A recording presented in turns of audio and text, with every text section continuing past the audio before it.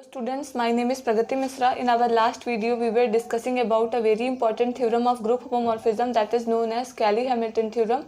In that video, I discussed about the statement as well as proof of that theorem. So if you want to learn that what is Cayley theorem, so you can watch my previous video. Today we will discuss a new topic of group homomorphism that is known as kernel of homomorphism. For this, the function should be a group homomorphism. Whenever we talk about kernel of kernel, then the function should be homomorphism. So let f such that g to g dash be a group homomorphism, then the set K of all those elements of G which are mapped onto the identity of E dash of G dash is called the here I should write kernel of homomorphism F. So this is the definition. That is, if we are defining a group homomorphism from G to G dash, then the collection of all those elements of G which are mapped onto the identity, that is E dash. The identity of G dash is E dash. The set of all those elements of G which are mapped onto the identity E dash of G dash are contained in the kernel K. So if we write it in mathematical form, then so kernel of F is equals to K. I am considering it as a set K, which is the collection of all those elements of G. This X is coming from G. It is the collection of all those elements of G which are mapped onto the identity, that is E dash of this is the identity of G dash. So kernel is nothing but the collection of all those elements of G which are mapped onto the identity E dash of the G dash. So I hope you understand the concept. Whenever it is asking about kernel, then I want to tell you again that you have to take all those elements of G which are mapped onto the identity E dash of the G dash. Now we will take some examples so that the concept of kernel becomes more clear to you. Or we can also write it as F inverse of E dash. That is the pre-images of E dash. Whichever number of pre-images of E dash existing, that will be the number of elements in the kernel of F. So I hope you understand the concept. Now we will take some examples. So firstly we will take the example of identity. So in our first example, I am taking identity mapping. Identity mapping we are taking the identity mapping from the group G to the same group G, and this is defined by I of A is equals to A. We all know about the identity. The identity is an element. Whenever we apply it with any element, we get the same element. We discuss it about the I discussed it in the property existence of identity, where there I told you that whenever we multiply with identity with an element, we get the same element. So here the same property is used. Firstly, we have to prove that this mapping is forming a homomorphism. But if it forms a homomorphism, then we can talk about kernel of this function I. So firstly, we'll check this that whether it is forming a homomorphism or not. So let AB belongs to G. For AB belonging to G, if we use the definition over these two elements, then I of A will goes to A and I of B will goes to B. Now if we check the property of group homomorphism, then I of AB should be equals to I of A into I of B, and I of AB will give us same element AB, and this can be written as I of A into I of B. So the property of group homomorphism is satisfied. Therefore, I is a homomorphism.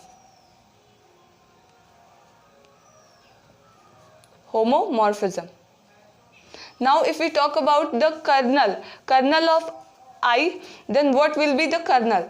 We all know. Now suppose this is G and this is again G.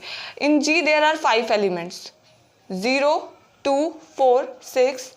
And suppose there are 4 elements, so this becomes 0, 2, 4, 6. If we talk about the identity mapping, then the identity mapping says that whenever we apply this function identity over any element, we get the same element. So according to that function, 0 goes to 0, 2 goes to 2, 4 goes to 4, 6 goes to 6. So how many elements are there in G which are mapped onto the identity of G again? So there is only 0. So we can write from here that kernel of F is kernel of I, because here I am taking I as the function. So kernel of I will be equal to identity.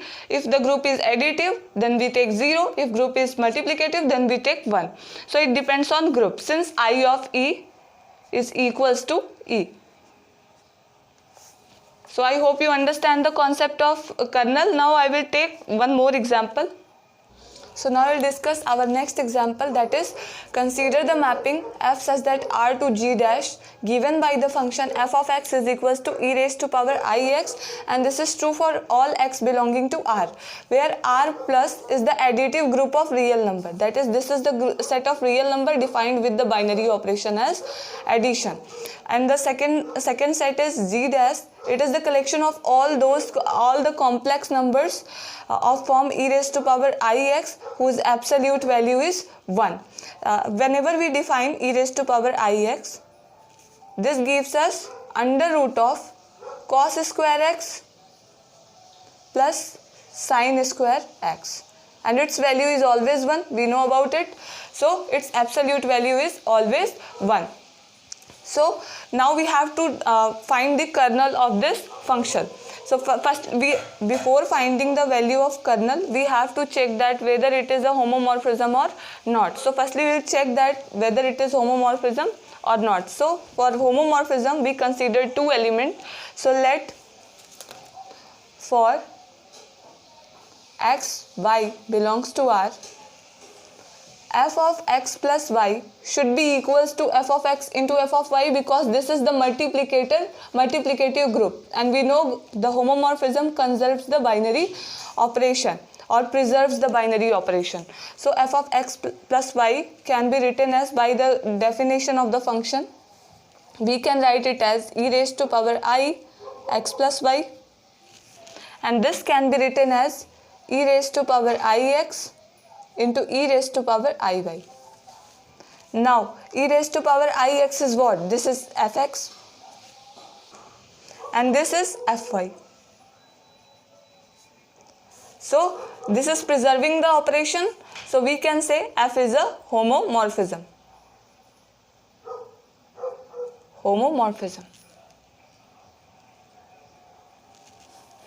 Now if we talk about the kernel of homomorphism, then it is clear that only for 0 belonging to R, we have only for 0 belongs to R, we have f of 0 is equals to e raised to power 0 is equals to 1. And this is the identity of g dash, because we have taken the multiplicative group as g dash, identity of g dash. So only 0 is the element in the R for which we are getting 1, that is the identity of g dash. In all other cases, we get some values which are not identity of g dash.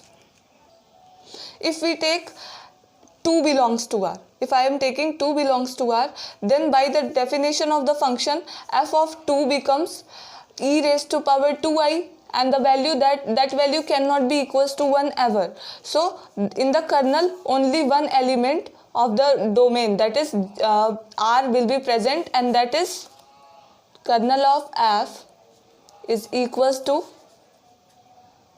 0 only, because we have to take all those members of R which are mapped onto the identity g dash. That is, and the identity of g dash is 1, because we are defining this group with respect to the binary operation as multiplication. So this will goes to the 0 only. So I hope you understand this example, and I hope you like today's video. If you are liking my content, please subscribe my channel. Thank you.